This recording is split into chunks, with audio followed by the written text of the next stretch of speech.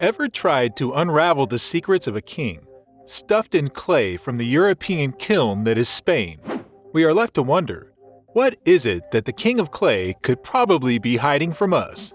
Nadal has had an incredible career, and as a result, many people compare him to the greatest legends in the game. In fact, some people believe that the king of clay should be crowned the greatest of all time.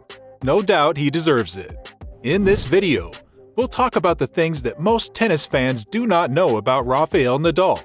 What hidden secrets does he keep in his kingdom, and what makes him incomparable to the other great tennis players that have graced the courts of tennis? So sit back and relax as we bring to you the thing that you probably never knew about the king of clay. While growing up, Nadal loved playing football just as much as he loved playing tennis. However, since it's common knowledge that he cannot play both sports professionally, he eventually had to make a decision between the two. We all know what decision he ended up making. When he was 3 years old, his uncle Tony Nadal, who was a tennis coach, taught him how to play the game. Ever since then, he has gone on to dominate the world of tennis at different stages. Following his victory in an under-12 tennis championship when he was 8 years old, his uncle Tony Nadal encouraged him to increase the intensity of his tennis practices. His attention was fixed on tennis, and in the same year, he won the titles for his age group in both the Spanish and European tennis competitions. Nadal is naturally more adept with his right hand, even though now he plays tennis with his left hand. Up until the age of 10, he used both hands to play. As a child who uses both hands to play the game, it's reasonable to assume that he will be more skilled at one than the other, because he had to pick one of his hands as the one with which he wanted to play. His uncle Tony, who was also his coach, suggested that he play with his left hand. Since then, Nadal has been a vigorous left-handed player, with one of his primary strengths being his forehand, which he hits with extremely heavy topspin at difficult angles. However, he is also good with his backhand, which accounts for the absolute brilliance in his return game of winning breaking points, further making him one of the best breaking serves. In spite of the fact that Nadal mainly uses his left hand to play tennis, he uses his right hand for a variety of other activities, including eating, signing balls, and writing. If Rafael Nadal played with his left hand instead of his right, do you think he'd be just as strong? I suppose there's no way for us to find out unless he actually does it. The clay court undoubtedly belongs to Nadal, and he rules it. The Spanish tennis player is known as the king of clay because no other tennis player has ever been able to dominate clay to the extent that he has. In contrast to any other player, he has enjoyed the greatest level of success when playing on clay, as evidenced by his 63-8 record in tournament finals and his 3 defeats in best-of-5 set matches he has played on this surface. Incredible! His accomplishments on clay can be traced back to the countless hours he spent playing on the surface when he was a young boy. One of the many criticisms that have been leveled at Nadal by a variety of individuals is that he is superstitious.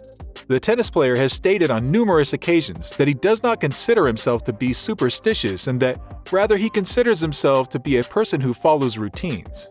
Nadal is known to always be seen doing a couple of things. One of them is wearing 2 wristbands at the same time, even though he claims he prefers it that way. The other is arranging his 2 water bottles on the side of the court so they are perfectly aligned. Nadal says, "If it were superstition, why do I keep doing the same thing over and over whether I win or lose?" In another statement, he describes it as a way of placing myself in a match, ordering my surroundings to match the order I seek in my head. Because of this, it's evident that all it is for Nadal is a way of ensuring that his thoughts and composure are collected, because, as is common knowledge, tennis is a game that requires a great deal of physical strength in addition to a great deal of mental power in order to come out on top. Furthermore, Nadal has won a total of 22 Grand Slam titles throughout his career. He is the only male tennis player who has won more titles than Novak and Federer, having won 1 and 2 more than them respectively. After turning professional when he was 15, Nadal won 14 Grand Slam titles before he turned 20. This is one reason why Nadal's record is so impressive. Following his victory at the 2022 Australian Open, he became only the 4th man in tennis history to achieve the feat of winning all 4 Grand Slam tournaments at least twice in his career. In addition to winning all 4 Grand Slam tournaments, Rafael Nadal is the first player in history to amass more than 400 victories on both hard and clay court surfaces. Nadal, who is currently ranked 3rd in the world, has spent a total of 209 weeks in the number 1 spot, and he has completed the year on that spot 5 times. Following a string of victories in tennis competitions, the player was observed on multiple occasions nibbling non-stop on the trophy, giving the number of rituals and customs that Nadal has ingrained into his life over the course of his career. I don't think anything he does should strike us as odd anymore. After Nadal won his first Grand Slam title at Roland Garros in 2005, he bit his trophy for the first time. During an interview after the event, he was quoted as saying, "I started doing it when I won my first tournament. Then I continued. I don't know, I like it more than kissing." I believe that this is very understandable for Nadal, given that he is a man who takes pleasure in his routines and his style. There is no question that Rafael has a stellar track record in tennis. However, many people believe that he is capable of having a better one and that he would have excelled beyond the accomplishments of many others if it weren't for his ongoing struggle with injuries. Since the beginning of his career, Rafael Nadal has been forced to miss at least 1 tournament each year.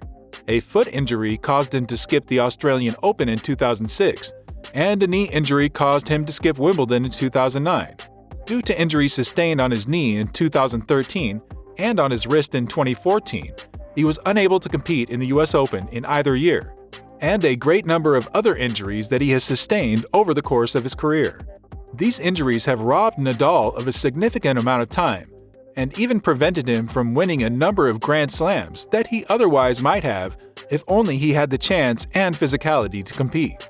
Diving further, Nadal established a foundation with the goal of providing assistance to disadvantaged children in Spain and India in the areas of socio-education and athletics.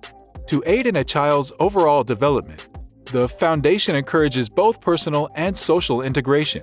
In the past 10 years, the foundation has provided assistance to over 6,000 children and adults, and it currently operates 23 centers and schools in Spain and India. For a king like Nadal, it's reasonable to assume that he has amassed a great deal of wealth thanks to his achievements in the game of tennis. It's estimated that he has a net worth of $220 million, with his on-court victories accounting for $127 million of that amount, and his endorsements accounting for the remaining $67 million. A number of companies, including Kia, Nike, Babala, and Tommy Hilfiger, have signed on as sponsors for the top tennis player. For someone who makes such a large amount of money, one might wonder what he does with it and how he keeps track of all of it. In the course of time, Nadal has stated that he enjoys living the good life, and he has also demonstrated this in equal measures. During a significant number of his matches, Nadal has been seen wearing a Richard Mille watch, which is a Swiss luxury brand. The watch is said to have cost over $1 million. The tennis player stated in an interview with GQ Sport that some of his favorite ways to relax are to watch the city, eat out at restaurants for lunch or dinner, and listen to as much music as humanly possible, further stating that his favorite genre of music is anything other than electronic music. In addition to that, he blows his money on extravagant villas and yachts. I guess the king's preferences are nothing short of classy. Rafael Nadal has surely proven to be an unstoppable force in the game of tennis, conquering the world at such a young age and since then dominating and making his way into the elite Big Three of tennis. As much as this is no easy feat, it's most definitely not a surprising thing for the King of Clay to achieve. His secrets may not be so much of a secret to us, but it doesn't stop his fans from loving him and consistently rooting for him at any point in time. After a 2.5-year absence from the world number 1 spot, it has been a subject of debate as to how soon Nadal would get back to the top. Well, it definitely isn't going to be so long, because ahead of the US Open, Nadal sure has his sights on the world number 1 position.